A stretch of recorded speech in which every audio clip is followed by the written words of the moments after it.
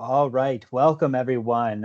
Paul and I are so excited to have award-winning writer Nana Kwame Adjei-Brenyah with us tonight to launch our 2024-2025 season of Word for Word. Nana is the author of a national bestseller, Chain Gang All Stars. I don't know if this is going to be backwards or not on the screen, but there's that. That's right. Penguin Random House. Oh, excellent. Came out in 2023, and the New York Times bestselling short story collection, Friday Black by Mariner Books, 2018. Selected by Colson Whitehead as one of the National Book Foundation's 5 under 35 honorees, Nana was described as a, quote, new and necessary American voice by Tommy Orange in his New York Times book review of Friday Black, wielding speculative fiction to deftly carve out a space for new Black surrealism.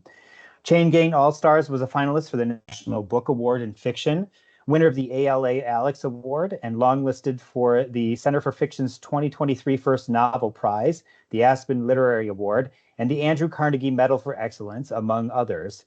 A Best Book of the Year in the New York Times, the Washington Post, NPR, Elle, Esquire, LitHub, Publishers Weekly, and Kirkus Reviews. Chain Gang All Stars was praised by Stephen King as a story with, quote, brutal subject matter, beautiful writing. This one is from the heart. While the Washington Post compared the work to the dystopian triumphs of Orwell and Atwood. For its debut in May 2023, Chain Gang All Stars was featured by the Today Show's Read with Jenna Book Club and Roxane Gay's Audacious Book Club. Friday Black was winner of the Gene Stein Book Award and the William Saroyan International Prize for Writing, and a finalist for both the National Book Critics Circle's John Leonard Award for Best First Book and the Aspen Words Literary Prize. Originally from Spring Valley, New York, Nana graduated from SUNY Albany, received his MFA from Syracuse University, and has taught at Columbia University, Syracuse University, and the New School. Welcome, Nana. Thank you so much. This is applause for the audience who's here today. I appreciate it. And for y'all. I have a button to control this, so that's how it's happening. Thank you. That's really kind. That's really nice when you say all of it like that. It makes me sound like somebody special, but thank you so much. Well, I mean, you are pretty darn special.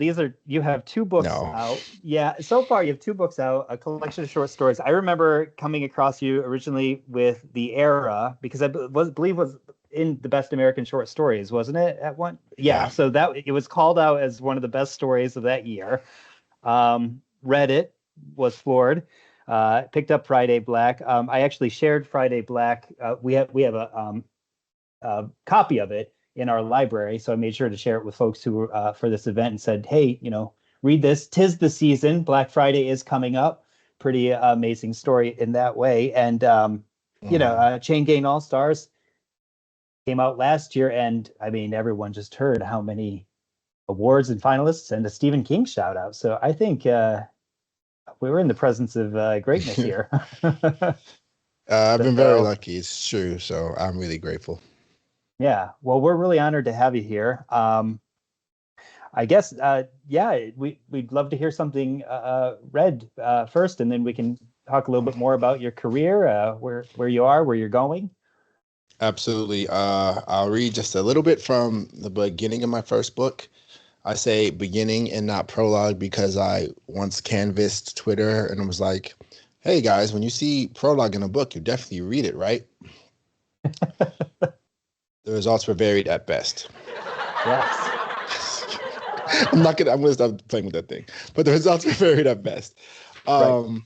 If you see prologue in a book, please read it. We It's try important. very hard. And Yeah. it's a part of the book. It's not like a foreword or anyways. Uh Chain Gang All Stars, this book I'm about to read from the beginning of, is about an imagined future in which convicted wards of state can opt out of a sentence of at least 25 years and participate in death matches. It thinks a lot about the fact of prisons and carcerality and what it means what it means to have a world just like we have, in which we do harm to those who do harm. And this early chapter is this not prologue is about the protagonist in her very first fight, because again they're in this world where the convicted wards of state can opt out of their sentence and participate in death matches, and if they survive 3 years in this brutal system, they get clemency, they're freed. This first chapter is called The Freeing of Melancholia Bishop. And our protagonist, her name is Loretta Thurwar.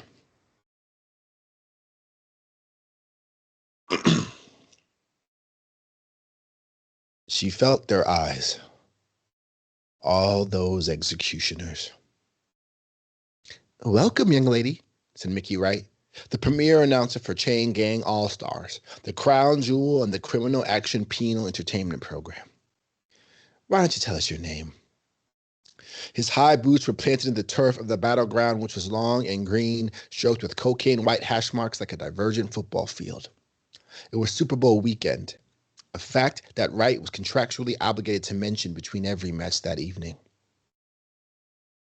"You know my name." She noticed her own steadiness and felt a dim love for herself. Strange. She'd counted herself wretched for so long, but the crowd seemed to appreciate her boldness. They cheered, though their support was edged with a brutal irony. They looked down on this black woman. Dressed in the gray jumpsuit of the incarcerated, she was tall and strong. They looked down on her and the tight cords of black hair on her head. They looked down gleefully. She was about to die. They believed this the way they believed in the sun and the moon and the air they breathed. "Feisty," Wright said with a grin. "Maybe that's what we should call you. Little Miss Feisty." "My name is Loretta Thurwar," she said. She looked at the people all around her. There are so many of them, so many waves of humans who would never be the object of such cruel attention, would never know how it made you feel both tiny and all-powerful. How the thrum of thousands was so loud, so constant, it could disappear from your ears but continue to roar as something felt in the body. Thurwar gripped the weapon she'd been given, a thin, spiraling corkscrew with a cherrywood handle. It was light and simple and weak. "Not little Miss Feisty, then?" Wright said, walking a wide orbit around her. "No." "That's probably for the best, Loretta." He stepped towards his box. "I hate wasting good names anyway." He laughed and the crowd echoed him. "Well, Loretta Thurwar." He threw his playful condescension directly at her, chopping her first name into 3 hard syllables, using a sing-song child's voice for her last. "Welcome to the battleground, baby." There was an electric cough in the air, and Thurwar was pulled down so forcefully she feared for a moment her arm had been dislocated at the shoulder. Kneeling, not knowing what else to do, she started to laugh. Chuckling first, then deep laughter.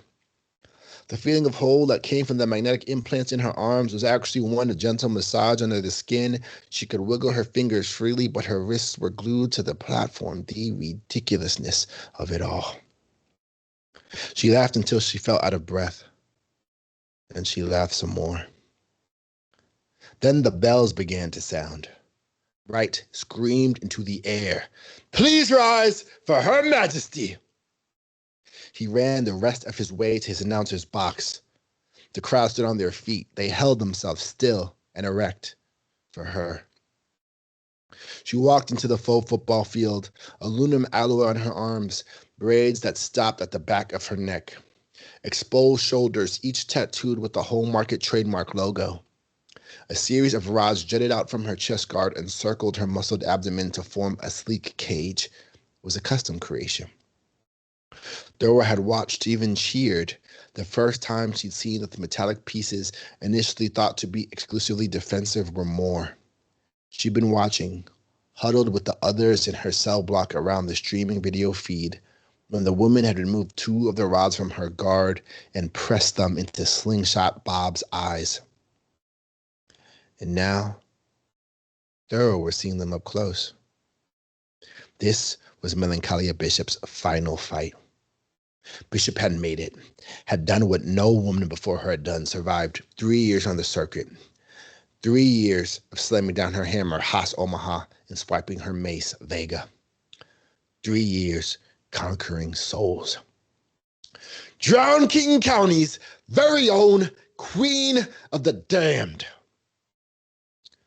All she had in her hands was her helmet, Melody's helm, Crusader style, made of tin with a gold cross down its middle. The Annihilator, the bad news bitch, the death songstress herself. The seventh bell rang, the people screamed for years. This had been their sacred ritual. The 7 bells of Melancholia Bishop. They'd seen her wipe scum off the earth. They'd seen her kill women and men whom they'd once claimed to love, and now she stood and looked at them for the last time. Soon she would be free. Melancholia, Melancholia, Melancholia, the crowd chanted. Her brown eyes explored the bleachers. Then she raised the helm above her head. Once it was on, she was home. Melancholia, Melancholia, Melancholia.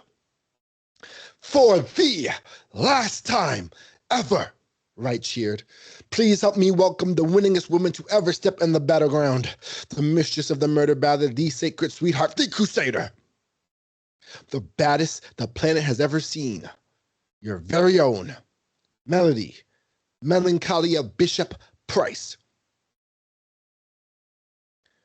Your very own, Thurward thought. Rattled by the voice of love that exploded out from the audience, they loved her so, and still, this woman, despite it all, they loved her so, and still this woman, despite it all, belonged to none of them. She had an aura about her that made that clear. It was enough to push Thorward's eyes down to the ground, as if the woman in front of her truly were royalty. Thorward watched, bowed in her keep, an impossible power in front of her. The hammer, the mace. On one side of the field, there was a knight in her armor. On the other, there was Thurward in a jumpsuit, a corkscrew slick in her clammy hands. And I'll stop there. Thank you, guys. Applause for y'all. Yeah, I appreciate it. Well, and that's why you don't skip prologues, folks. All right. It's important. Thank you so much for reading that, Nana. It was wonderful. I'm going to turn it over to Paul first because I know that he was really excited about this book and just couldn't stop talking about it with me and everything. So, of course. Thanks, Jacob. I do have a question or two, I admit. And I want to thank you again for that. As somebody just said in the chat, an enthralling reading. I want to remind everyone to please post your questions in the chat. Definitely buy the book. And of course, 5 of you will be chosen randomly to receive a free copy of one of Nana's books. Yeah.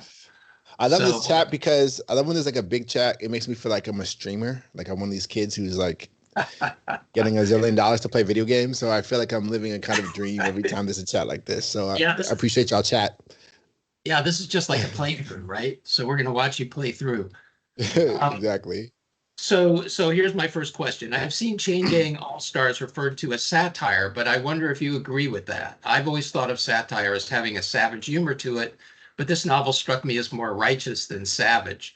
The near future you depict seems all too believable, and the use of footnotes to document both individual histories and the larger historical context for your extrapolations only added to the gravity of the reading experience. Can you talk about those aspects of your novel a little bit? Yeah. Can you say the last part of it again, though, before the reading experience? I heard the satire part, but what was the last part? The last part was just like the believability of the near future and the use of footnotes to document the individual histories in the larger historical context. Yeah. Absolutely. So it's funny because, like, for me, whether it's satire, the thing I say, and I'm resisting pressing these sound effect buttons right now, is like I didn't even know what speculative was until I read it in a review, and I was kind of like, oh, how dare you? And then I looked up what speculative meant, and I was like, oh yeah, I guess that is me. You know, a lot of the I don't know if I froze for a second, but a lot of the labels that are often assigned to me, I usually don't aspire to them. I receive them all gladly, but I don't think I necessarily aspire to them. And so with satire, I think if you look at certain chapters and certain depictions of certain characters, it probably would feel a little bit like satire. Maybe if I'm with the guy who drives the van, I'm Jerry, or And there's so many different types of satire. There's Menippean satire, Horatian satire. I kind of like have been thinking a lot about this because it gets attributed to me so much. I think when I think about satire, I think it's the employ of humor to sort of dissect, interrogate, criticize structures of power. And if that's what it is, then I guess I am it. But I think sometimes satire suggests distance from reality that is also not me. So I guess what I'm saying is I take in all those things gladly, but I also know that usually they're pretty limiting, even in my short stories, and maybe even more so in this novel. So when people say it's a satire, I'm like, on some level it is, but in a lot of times now, like we live in an interesting time where 12 years ago, anything Donald Trump does would have been considered a satirical skit. And here we are. So, we're always in that game. Yeah, I mean, that's like, I know writers like William Gibson and others have talked about like the challenges in writing fiction and speculative fiction for that matter in this age, in the age of Trump and the age of climate change and all this stuff. Your stuff is so firmly grounded in a recognizable world, even if it's a future world. Your world building is so beautifully complex and grounded at the same time, so that every kind of futuristic twist that you have in your books feels completely believable. And I guess I'm just wondering, like, because I know our program, the MFA program, is a genre-based program, and so building is an important craft element that we try to teach. Cool. So what's your secret, basically? I love that. I think so. First off, I like and read genre things, but again, when I was growing up, I feel very lucky that I never thought of myself as reading. When I was reading Animorphs, I didn't think of it as like I'm reading sci-fi. I thought I was reading a book. When I read when I read Aragon as a kid, I'm talking about, or whatever, I didn't think I was reading fantasy. I was like, this is this book series I'm in right now. Maybe I thought of them as series. Maybe that was the one distinguishing factor. I was like, this book won't finish itself. It's not self-contained. Other than that, I didn't really. I was sort of genre agnostic, but also I'm genre all inclusive is another way of thinking about it. And so but I guess in reading a lot of those things and not thinking of a distinction, I've always realized I've decided that you always have to world build. I was born in Queens. I'm from a place called, and then I was raised in a place called Spring Valley, Rockland County. I know that if there's a story set in Korea on some level, that world has to be built up for me, you know. And if there's a story set on Mars on some level, the world has to be built up for me. And I think like just without sort of naturally, if you want to call it that, at first, anyways, I took in a principle which I now believe in now, which is intentionally, which is I just mind my character's business. That's the way I got this from Leslie Neka Arima, like mind your character's business. And what do I mean by that? Say an alien landed on this planet and you knew you had to get the alien from like your school to the house. You wouldn't be like, okay, we're in a sovereign nation called the United States with 3 branches of government, and there's a legislative branch and there's a legal tender called cash, but also it's a fiat system. There's a lot of things you could talk about, but it's not relevant. What matters is put this thing on so you can breathe the air. Don't let those things with lights and wheels hit you, you know? And so I try to, I think there's a sort of a magic to not overburdening the reader with information, respecting them enough to just kind of jump in and get it. I'm a student. I think a lot of people know I'm a student of George Saunders. And if you read his work, he really doesn't mind like throwing you right in there. And what I like about that is the analogy I use for that, to use an alien again, because I'm a hack. No, to use an alien again is that imagine like you were, I feel like reading the George Saunders stories, especially as an early reader, younger reader, felt like being put in front of an alien console, like a UFO, but you're the one who has to drive it. And at first you're like, you don't know what the hell, but you're just pressing buttons and you understand enough, no matter what's happening, you understand that person, you like that person, they don't like each other, but there's a lot of things around that you don't understand. But what's really cool about George Saunders stories, like 2-3 pages in, all of a sudden you realize you've learned to fly this alien ship. It's almost like you've learned a new language. she kind of just throws you. It's like when you throw a little baby in the water and they learn to swim. On some level, world building, I think that if you throw someone into a situation that has relatively high stakes, and those stakes are clear, the things around that people don't fully understand, a generous reader will allow, and then you can sort of titrate in the world building you need. Again, using what matters to the character as sort of like your North Star. And so in a case like this, you don't have to know what magna cuffs are. You know, this person's in a death fight. That person over there has a hammer and a mace. She has a corkscrew. The crowd seems like they want them to fight. That's bad. That's understood universally, hopefully. And then all these little sort of bells and whistles that are actually important and have real meaning, the reader can slowly come to understand them as they see more examples. Yeah, I think you do that really well, actually. And you're kind of like, the meaning of these things is not only apparent from context, but it kind of accretes across the reading of the novel as you get more and more information. You put it all together. Yeah, and in the case with Chain Gang, I mean, I took a lot of liberties where, like, I was teaching my class yesterday, and I had a whole class about exposition versus like talking things in scene, and I kind of cheated my way into like hardcore exposition often. Yeah. With these footnotes. I was just going to mention the footnotes because because you do use them for, to bring exposition to the reader, but not just exposition. You use the footnotes for all kinds of stuff in this. Can you talk a little bit about your use of footnotes in here? I thought it was very inventive. I can, and this might be a little bit in the weeds craft-wise, I guess, but I'll just try to be quick. I don't like footnotes, or I thought I didn't like footnotes. And whenever that happens, I always think like, a big part of being a writer and a reader, I think, or especially a writer, is being able to reverse engineer a feeling that arises in your person when you read something. So, okay, you like this, you found that, but why did you like it? You found that scary, but why? What was the thing? So with footnotes, I think that I was trained to encounter them traditionally, mostly in academic texts, which I like. I'm a person who liked school, but I think that what was a challenge for me is that I read it's right there somewhere, The Art of Fiction, as that was like my first like textbook, the John Gardner. Yep, great book.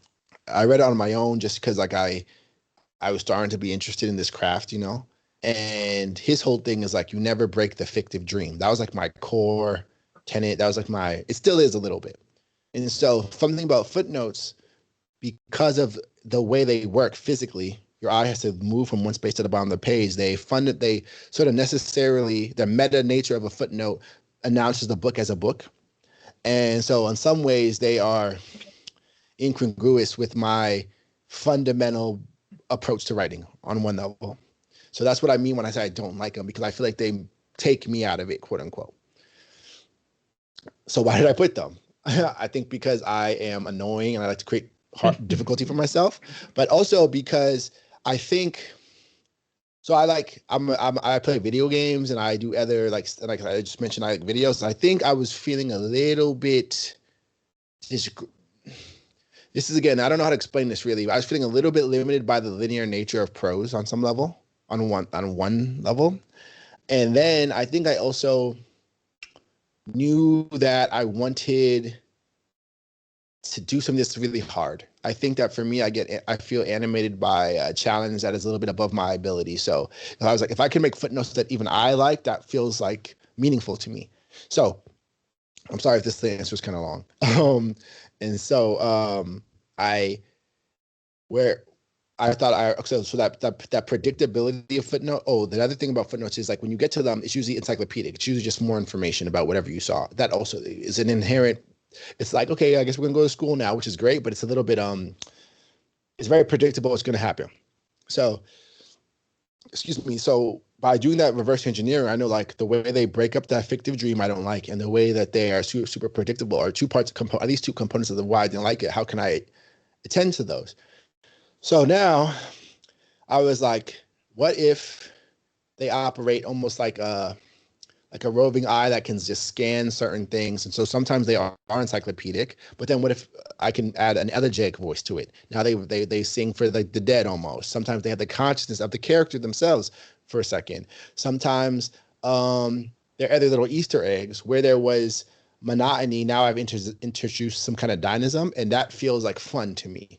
Yeah. And also because of that elegiac nature, now that dream, it's almost like the way a dream is not linear anyways. Alexander Chi reminded me of that when I was feeling self-conscious about this. And I was able to have like sort of like the way dreams could jump around, and, and it felt like I was preserving something. And so that I could actually talk much longer about this, but I won't because that's annoying. But that is like some of the big things I was thinking about, because to me, it was I viewed it as a really big craft challenge, and I'm really like a craft first kind of guy. But then it ended up feeling like one of the signatures of the book, and it felt really necessary. And I mean, there were way too many at one point. My editor, luckily Naomi Gibbs, helped me reel it in a little bit. But for me, the footnotes were a way to add a lot of depth and richness and do some world building while also just creating like a sort of fun user experience in the book, if you want to call it that. Yeah. Yeah. It's very cool. I mean, I think it was completely successful on what you set out to do. And I recommend anybody interested in just a really brilliant approach to a difficult craft problem to not just for the story, but for this element of what Nana is doing in the book to read Chain Gang. So Jacob, I've taken up enough time. I'll turn it over to you. Sounds good. So yeah, I'm going to pull a couple of questions actually from the chat. I'm going to start with one, kind of going back, shifting towards Friday Black a little bit as well. Yep. A lot of the short stories in that one focus on ethical and moral issues about capitalism, race. Of course, yeah. Chain Gang All Stars is the prison system itself. So one of the questions is, wondering, where do you begin writing with these themes? Do you write with these themes in mind, or do they emerge as you write? And are there other themes or issues that you haven't explored yet in your writing that you're hoping to write about in the future? I see the question from Courtney. That's a great question. Yeah. I try my best not to be like, this would be the capitalism story, this would be the race story, funny enough, even though like you would say, and like even with Chain Gang, I don't think I was like, this would be the prison story, if you can believe that. With Chain Gang, for example, I started with the idea of a woman in the eye of the arena, and she was being treated a certain way. And I was like, well, owning a prisoner would be able to be treated like this. Okay. And then that was like the seed of the book, of the story. That said, like, so I don't choose like from the beginning, but I have a lot of ideas, especially as a short story writer. There's a lot of ideas always competing. And I think when I notice one might be concerned with something I'm concerned in my lived life, I feel like I tend to nurture those ideas more in terms of my mind's eye and eventually try to get them to the page. So I have a story called Gone that's not out yet, that's about a world where everybody gets their first gun at age like 13. And, you can kind of guess what that's about, And I missed this. I missed to hit this, but I meant to hit this at that point. But yeah, I didn't set out like, I want to write a story about gun stuff, but I just had that idea. And then of course, pretty quickly, I'm not like dumb. I could see down the line, like that's about that. And I care to do it because we obviously have a huge problem in this country with that. So I hope that I don't pick in advance, because then you could lead yourself to really, and I think part of the problem with that story actually, as I'm working on it, to be honest, is that I realized like what it was about too early. And it feels limiting because, and I talked to George about this, like he said something really important for me. Like if the reader, the writer, and the protagonist are all on the same side of an issue, like kind of what's the point of a story? Pardon me. And so in that story, if I'm sort of like talking like, I don't know, there's a way to be really reductive and simple-minded, in my opinion, about like the gun stuff. And if I'm someone who's like thinks that we need gun control and like guns are quote unquote bad, just writing a story solely from that point of view feels like just limiting and boring for me. To me, I'm really interested in like the nuance in spaces and how things are more complicated, and how can I be generous and think about people who are super, super pro gun, super mega NRA, like they're coming from a place that's real too for them, and being able to really honor that and thinking that way meaningfully feels important just to my project. Because I think that's the difference between like doing like it's the difference between like writing like a pamphlet, you know. And but that said, I I care about a lot of stuff, and so like it's tricky. It's getting trickier. I'm really interested, not to like get hyper political so fast. I'm really interested in the military's use of like white phosphorus, which continues to this day.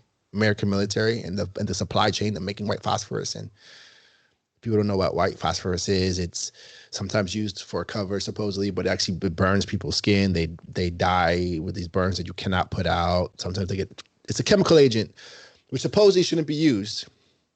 But if you've read Chain Gang, you've seen a lot of times things that aren't supposed to be used, America still does. And white phosphorus is one of them. And it's a chemical agent, and chemical warfare, outlawed, Geneva, blah, blah, blah. Not blah, blah, blah, but like, that's my impression of America. And like, so I have that interest, right? But I don't want to just like jump right to, I don't want to write a story about it, but I'm like almost like hoping like a story comes with that in mind, So it's right. like it's a little bit of a mix of both. I think it's a little bit, I guess what I'm saying is in the past, I think when I answer this question, I say, don't pick a topic at all, because I feel like that's like false or something. And that feels like that's not literary, whatever. And I think now I'm starting to realize I do nurture certain topics a little bit more. And that if that's not picking, it's one step removed from that. So sort of. Right. I kind of get that feeling, like going back to something you just said about like it's something America shouldn't do, but it does do. And so you kind of focus on those aspects a lot in your short stories, especially like, I mean, these are things that are horrific and terrible, and yet you bring a story to it that, I guess, to your point about like getting a gun at 13 and stuff, it's not so like on the nose and stuff, but more like, we talked about satire earlier, but I don't think that that's necessarily what this feels like. It's surrealism. Like, I'm thinking of the Finkelstein Five from Friday Black, which is about a white man being threatened by five teenagers and murdering them in a brutal way. I'm thinking of Zimmerland, which in a way kind of reminds me of a Saunders like a story where Yeah, they get to create, it's a fantasy of I mean, being George Zimmerman, basically, right? Yeah. Like that concept of it. And then of course, like Friday Black, just the sheer consumerism that we all endure on Black Friday, and how, I mean, basically they become zombies. And yeah, there's a line actually from that one that I wanted to share, because it just I worked in retail for some time, and when the protagonist goes to eat at Burgerland, and says, the man at the cash register has seen so much and had so much caffeine that I have to remind him to take money from me. And even as he takes it, he stares forward past me, looking at nothing. And I think when I read that line, I was just like, that's just describing any mall in America. Like, right? I mean, you put this surreal like ism to it. Like, we're not zombies necessarily fighting to the death for these clothing items that we need in order to make ourselves known or anything like that. But like, you're able to capture these moments of just reality in America and in our culture, and yet kind of push it to the extreme in such a way that it's captivating and enticing. So I guess leading to that, you had mentioned George Saunders. You were taught by him a little bit. I had shared the 5 story collections that make you a better writer that you had posted back in 2018 in Publishers Weekly. Saunders was on there, ZZ Packer, Bolaño, Dennis Johnson. What other influences do you have? This kind of goes back to another question from the chat from Kenneth. Like, who are your writing influences? But more so, what else influences, like you had mentioned video games. Are there specific games, other artists from music, movies that have just really helped you kind of, pursue the writing that you're wanting to achieve?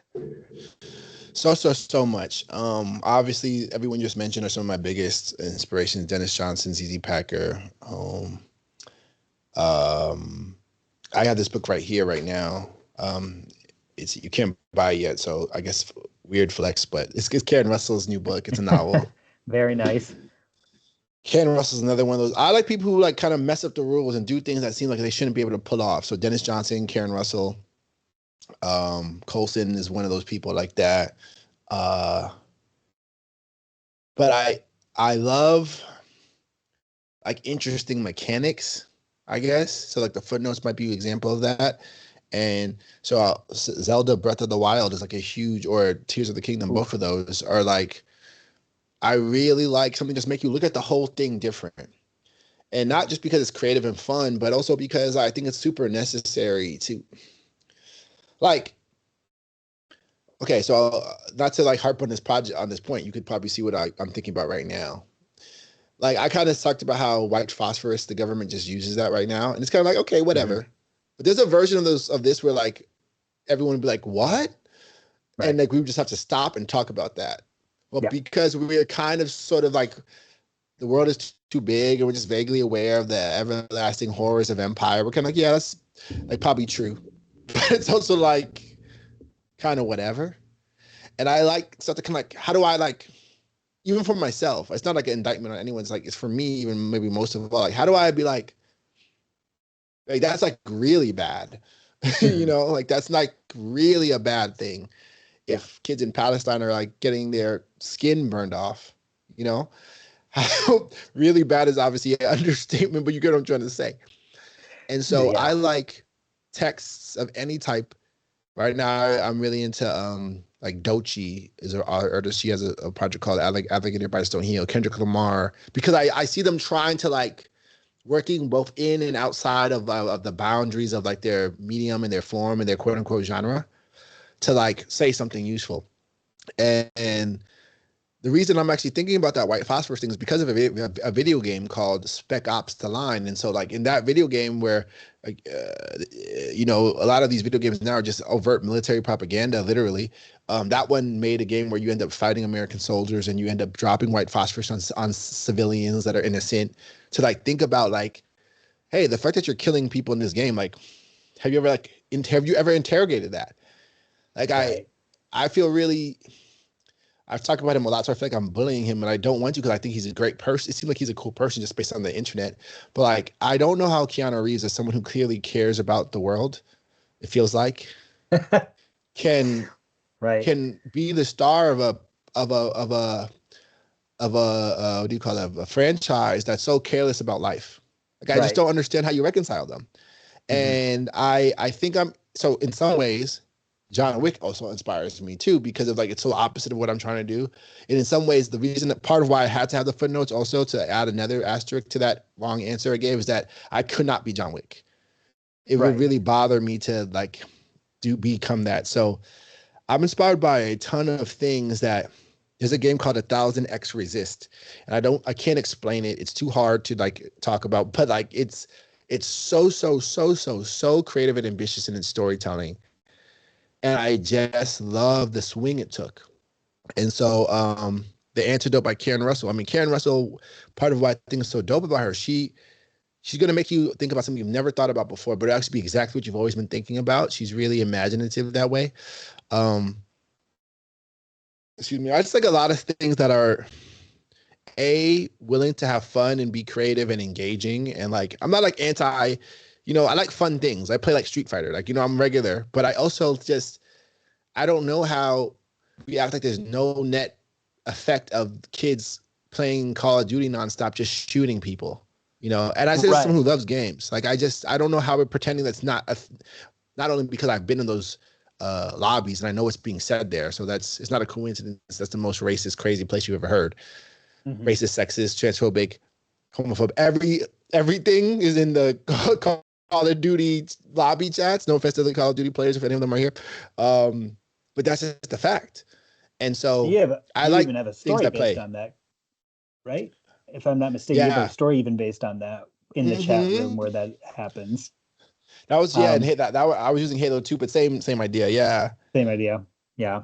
I appreciate that story's not even in a book yet, so you know. Thank Well, you. I mean, yeah, no problem. I mean, you raise a lot of great points, and I think that, like, I mean, white phosphorus just remind me, of course, of Agent Orange, in Vietnam and everything as Oh yeah. well. And like, I think, the Overton window is often described for political purposes of, like, what is the range of policies that are politically acceptable, by a culture and stuff. And I think, you know, especially with the internet, the Overton window has just kind of exploded, and it is so broad and wide that we often forget about these things, or they brush over. Like you said, people are playing these video games and they're using phosphorus in the game to kill people, and they don't necessarily even think about, what does this mean, or what is this actually a thing, or is this just something that's for my entertainment? Well, So that game um, did a good job of like forcing you to think about it. That game particularly, like the that's whole point was like it was anti the other ones. Someone in the chat, yeah, I think I see Morgan knows about it. Like that was the point of that one, but it's anti. It's the outlier, the far outlier. that's good. Well, it's good that there are outliers too, because I mean, I'm coming from, the era of Doom and Medal of Honor and stuff, where there, there was no, like, philosophical questions on whether or It's not you should be propaganda. doing these things. It ends Right. up becoming like legit propaganda. And that like is Mhm. bad. That's kind of scary. It is, yeah, absolutely. But I think, the fact that you're taking the time to write about them and stuff, right? I mean, that is an important thing. And like, you're to your point with Karen Russell writing, some of the thing, and recent for me was actually Nathan Hill's Wellness. When I read it, Mhm. I was kind of like, he had that whole section on how his father kind of becomes deranged by joining Facebook, and what happens with the algorithms of Facebook, and how you kind of, stop seeing the world in a specific way, and you start seeing it as just evil. And because of that, like, your entire mindset and worldview is askew and stuff. And I think, that's very similar to what happens with a lot of these cases and stuff. It's all the internet. I think it's It's just, all the you know, internet, and that's another influence, which I'm like almost like I feel funny even saying it because I feel like some part of me being raised super well. My mom's Pentecostal, and then I also did catechism. Feels even weird evoking because I feel like there's so much.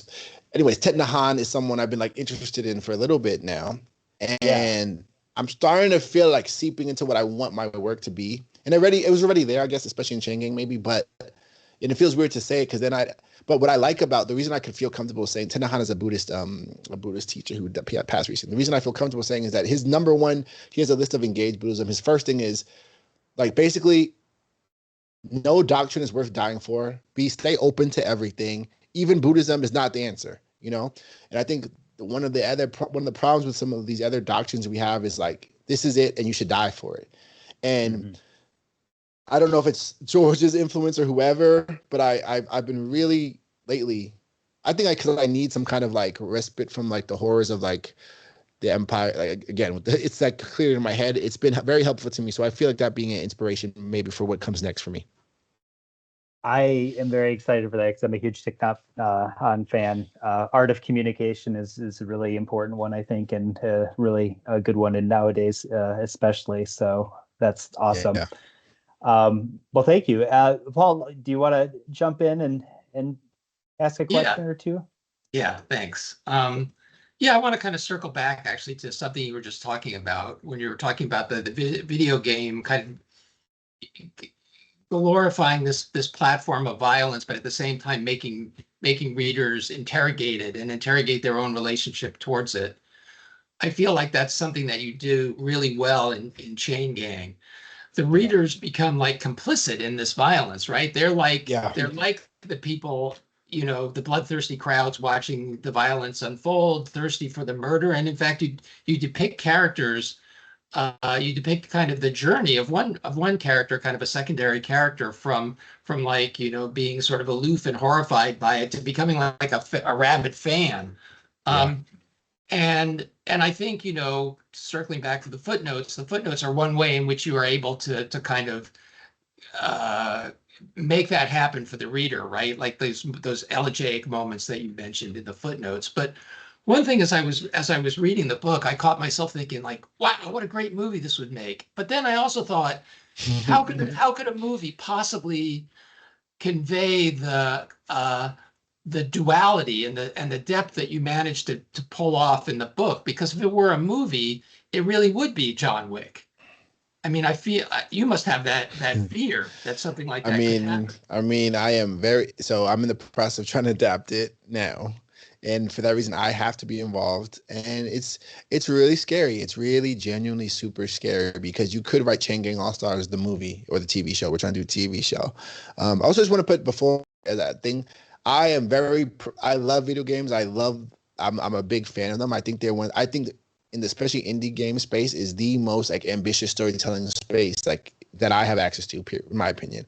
So I love it, but I also just know that there's a real problem with it. But the problem exists in our general culture. But yeah, it's really scary. I'm gonna try my best to like, and it's part of another thing with the footnotes is I had to let go of some of that fear of being super didactic because I just couldn't be John Wick, and I'm gonna find a way to do that in a TV show too, because I know people who watched the entire Squid Game and never thought about capitalism once. Somehow, right? It's It's really kind of scary. in your face, but still, It's because the lore. I've realized that the lore of violence is so strong that and the spectacle and like something about our vista and it's a truth that I think I employ in all my work, but Chain Gang and maybe stories like the Frequency Fire the most, the fact and reality of violence in our own like biological interest slash aversion to based on survival is so strong that it's just a really, really strong energy, violence. And you can, like, there's people who played that game I talked about, Spec Ops: The Line, who never thought about what we're talking about. You'd have to be a little bit, not super smart, but like I'm certain, because once you put the game of a gun in a hand and shoot those things, some people that's all they see. And so I'm really afraid of that with my own work, because my work does tend to be really violent, but because the world is violent. That's why I say I don't understand. I really want someone to ask him, like, how are you okay with this? Genuinely, like, not to be like mean or whatever, like, because I know he cares. People are like, why is this guy so obsessed with Keanu Reeves? Because I just can't reconcile it. And I'm just super interested. And so in my own show, I have a lot of ideas. Like I said, I'm interested in film, interested in directing. I edit myself stuff on Premiere. So all in anticipation of eventually getting to do work on a show, I want to be able to have meaningful input at every level. But I'm also terrified because of exactly what you just said. It could be really, really bad. Even like morally bad, morally wrong. I mean, I feel like to know that you're involved in the adaptation, that you're going to be doing the adaptation, that sets my mind at ease. I mean, this is like another challenge that you're setting yourself, right? And I feel I have confidence that you'll meet that challenge. And my pledge I'm telling to myself is if somehow it gets away from me and like they do stuff I didn't agree with, I will publicly denounce it. Right. Don't tell anybody I said that. Your secret is safe with us. I think most writers. Just kidding, future executives. I'm gonna be fine with whatever. I mean, Stephen King has denounced so many movies that have been made that he can afford to denounce stuff, though. I think he can afford to denounce things. Yeah, he's denounced all the way to the bank.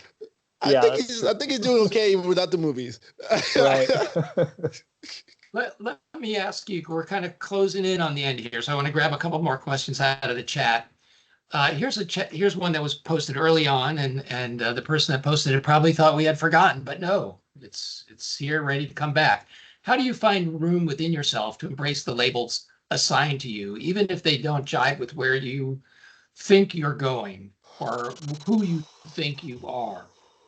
And I mean, that must be incredibly difficult, especially as success follows success.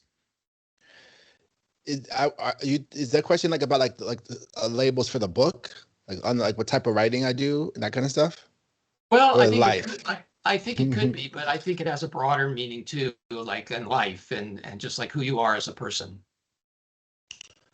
I think that the labels that are assigned to me.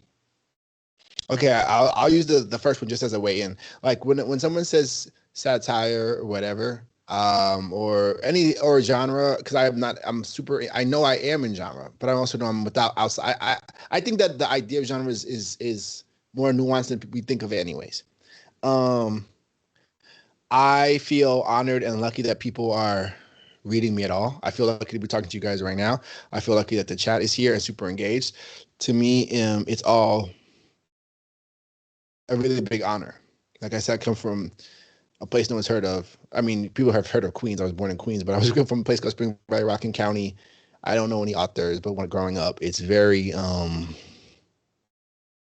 it's all very lucky. So sometimes it's like when I get to my head about it, I'm like, it's all very lucky and life is full and amazing. And then when I think about it myself, I think that this is another place where Tet Nahan and Plum Village kind of attitude comes in. It's sort of like,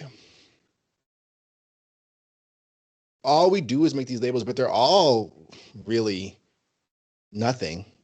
And we can go even further than, like, I've been again, there's not that much different from me and this plant over there. You know, that plant over there or something.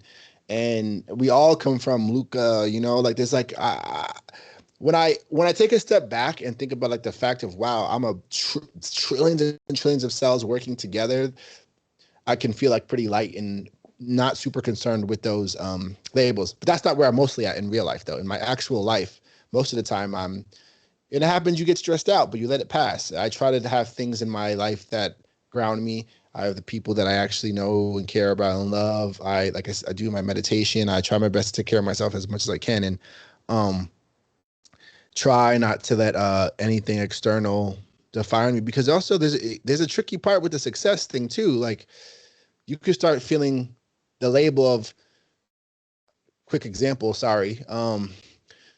My first book was a New York Times bestseller. And then Chain Gang All-Star, even though it's a national bestseller, wasn't on that particular list this first week. It was a week where Daniel Steele and Stephen King and a bunch of people also dropped, which even saying that is a little bit of like, you can see my ego trying to pop up and say something. And I remember when they told me about that, because I also am someone who, like, I try my best not to care about any of those things at all. I've never ever, I've asked for how much a book has sold one time ever the last 5 years. And then when I found out we didn't get it, and I remember feeling like, what's this feeling? And even without realizing it, I had sort of started to attach that idea of national New York Times bestseller to like my identity. I started to like wear that as part of myself, because I would do an event like this or like an event in the world, and they would say it's like my entrance, and it's like my clothes or something. And so and I've learned that several times. I think the act of putting out a book has taught me many times of how easily how sort of sinister and like slick attachment can be. And I've had to really learn to, like, because I'm not in it for those things. I try my best not to care, but then so like, but you say that, but then look what happens when you didn't have it. Now all of a sudden you actually kind of did care. And I felt really bad. I feel like I let people down. Chain Gang has ended up selling way more than that other book, but like there was like this thing, like I had failed somehow. And that's why I say, like, by having some type of awareness about those things and learn and knowing yourself pretty good, you can help, stave off those attachments to whichever label, good, bad, or whatever, and try your best to just be where you are. But you have to have. That was a long answer. No, that was a great answer. I really appreciate. I mean, I appreciate how open and open you have been in this conversation to going deep, and really sharing a lot of your thoughts and processes with us. I'm interested in what you're saying about the importance of a lack of attachment, a certain kind of lack of attachment, and yet don't you have to be attached to like the process of your own fiction, right? That's an interrogation of the world, of yourself, that's ongoing. So how do you balance that lack of attachment with the attachment that's needed for good fiction? It's really tricky. So for me, it helps by having like a real aspiration that's clear. And for me, if it's like, okay, I want to be a part of growing, I want my work to help us grow towards compassion. Let's say that's like mine. Then I can, when I read and try to grow my craft and do all these things, it's like for something real. And And I just try my best to like stay on that path. That said, though, like quote unquote success in that space will create new attachment stuff, but then you just have to stay aware with it. It's not like, again, I'm not trying to be like some like perfect monk somewhere, but I also just know like how tricky those things are. And so like, don't get me wrong, like when I go to the awards, I want to win. I'm actually a very competitive person. Like I want to win, but again, I know what it feels like to, like, I just think it's such a shame to sit in a National Book Award. Again, I'm a human being, so I also have a lot of grace for myself, anyone, and be like, somehow make yourself feel bad if you don't win a National Book Award or something like that. When like 99.99% of writers will never be near the room. Like it's just reality. And that room is also just a fundraiser. So it's not even, you know what I mean? It's not from God. It's a couple of people decided something. It's a fundraiser. You just have some reality about it. I'm not and I'm not trying to like take for granted these huge gifts and lucky things that have happened to me. Like I am very, very grateful. But when I've been going to the prisons a lot because of this book. And like when I talk to them about it, I feel like this is a bigger gift. This is like the thing, the real thing. And once in a while I do get tricked. I'm like, oh yeah, I thought it was this fancy dinner, but no, it was the fact that you might be able to talk to someone real and feel like you made an effect. Like I talked to a book club in Parchman Farms, Mississippi. This is a prison. There's a bunch of guys who were going to die in the prison. And I had like the best conversation about chain gang I've ever had.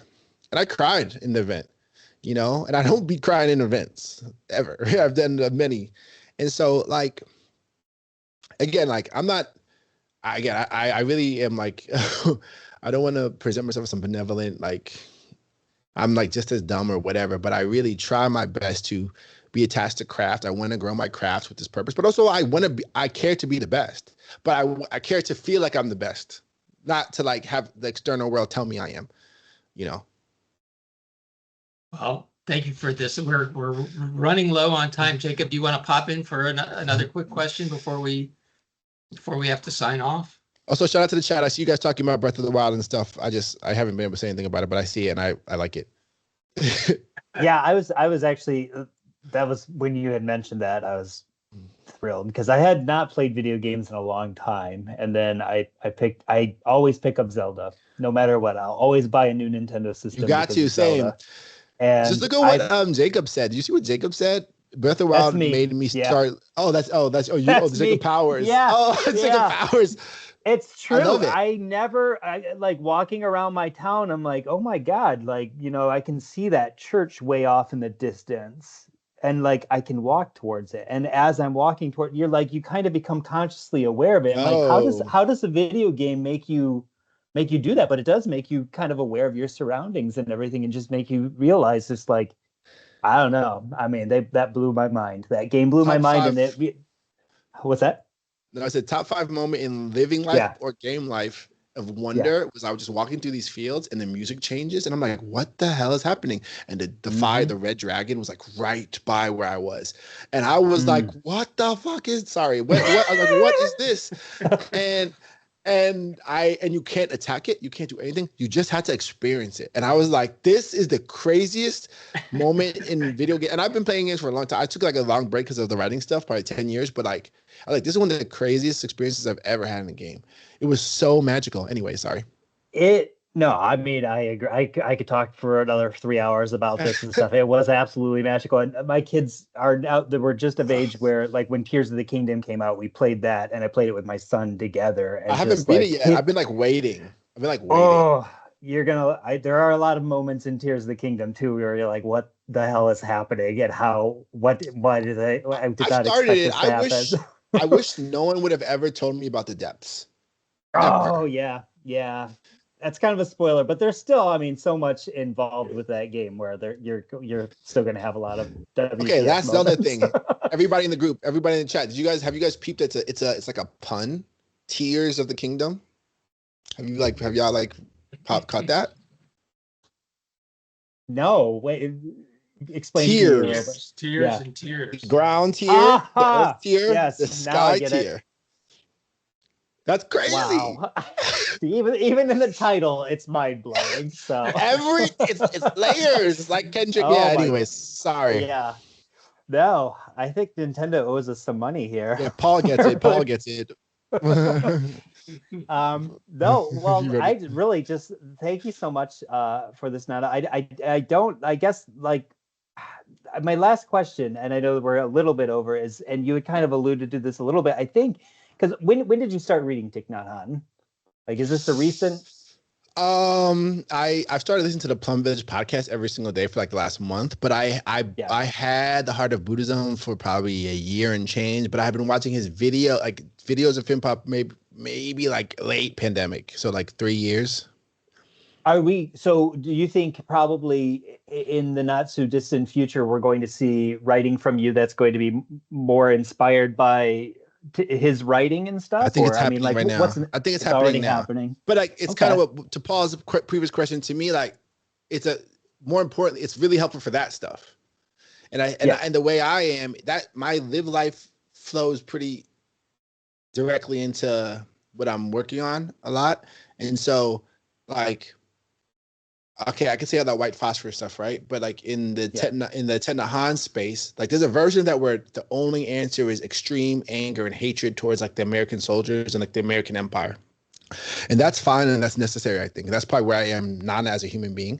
But there's a space beyond that that I think Thich Nhat Hanh has more access to, which is where you're trying to find compassion even for like the killer.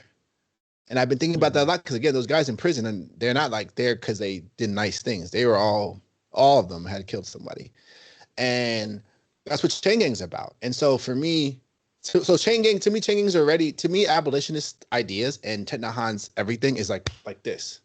You know, I think I can articulate it a little bit better now, or I'm a little bit more conscious of it. But I think in my future work, it's going to grow even more, and I hope so, anyways, because I don't want to. Again, I don't want to be like one of these writers who's like I know that there's really like terrible evil in the world. I just don't want to point at it and be like everything is, these people are all evil, these people are terrible. So I do think that a lot of this stuff is coming to me now. But more importantly, I think the ideas of engaged Buddhism, which is really just like a framework and not like some doctrine to like, you know, I think I'm a little bit anti that because of how I was raised. I think it's making me feel like a little bit. It's like it's a source of hope in a pretty dark period. Yeah, we need that source of hope, I think, for sure right now. So long story short, shout out Thich Nhat Hanh. Yes. That's the takeaway. Just kidding. I think that's a good point at which to end our conversation. I want to thank you, Nana, for sharing your work and wisdom with us today. Chain Gang All Stars and Friday Black are both available at your local bookstore. And of course, 5 lucky attendees will receive a free copy of one of these great books. Watch your emails for that. I'll try to get those out tomorrow morning. I put Nana's website into the chat. I hope you'll visit. And we were so great glad chat. that you're really great chat. Y'all were really cool. Yeah, no, thank you so much. And you know what? I hope that we'll be able to have you back at some point in the future. I'm here. You see, I got the whole setup, so anytime. That's right. That's right. Well, you're the only one that's come equipped with a full chorus. So I'm like, we're gonna have shout you out back to that. Our next event is November 20th. It's our instructor spotlight event featuring New York Times bestselling author Melissa Marr and award-winning author Adrian Kisner, focus on young adult fiction. And with that, thanks again, Nana, for a fantastic night. Wishing you all the best with your works in progress, and wishing everybody a good night. Thank y'all so much. It's been an absolute pleasure. Awesome. I'll give you outro care. music and everything. Play us out. There you go. Take care.